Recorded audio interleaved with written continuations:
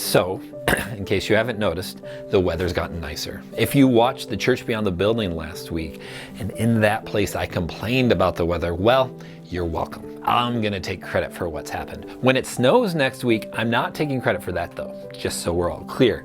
But it has turned nice, and I've been surprised by the people I see outside. See, my office overlooks Central, and there's a lot of people out there that are the regulars, right? The hardcore folks that are out there year round, the dog walkers, the stroller pushers, the runners, those folks who are out there rain, snow, sun, doesn't matter, they're out.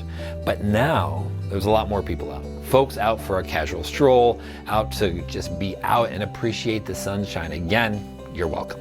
And I'm surprised at how many of those folks, I really don't know, right? I didn't really know the hardcore folks either. I didn't know them by name, but I saw them enough that I'm like, oh yeah, it's Purple Shirt Girl, and it's the dog walker guy, and all of those things. But suddenly there's a diversity of people that exist in our community that I didn't know were there. I was thinking about that as well. I recently had to go to the Secretary of State to get a license plate for some things, and I just looked around and thought, this is just an interesting cross-section of people that are in this room sitting on those not so great plastic chairs waiting to be called up. I know all these people are here, I just don't see them all the time. And so I'm often surprised when I did.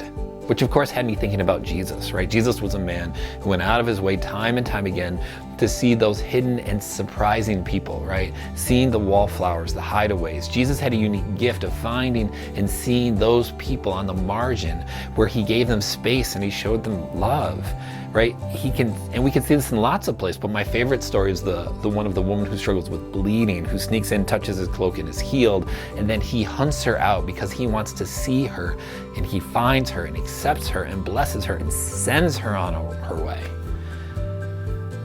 Which just has me struck, right, by all these new walkers and the folks I saw at the Secretary of State, and how easy it can be for you and I and all of us to miss the people who aren't actively involved in my world.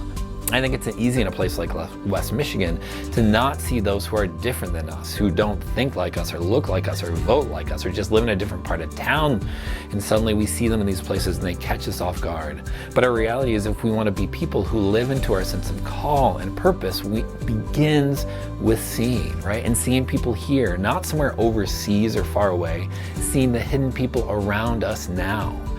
And I'm willing to bet there are certain people that are hidden in your world, right? Maybe it's in your family, it's certainly in your block. And I know there are some in your neighborhood. And so if you and I want to be gospel people, if we want to be good news to the people around us, it starts with seeing the hidden people that we have.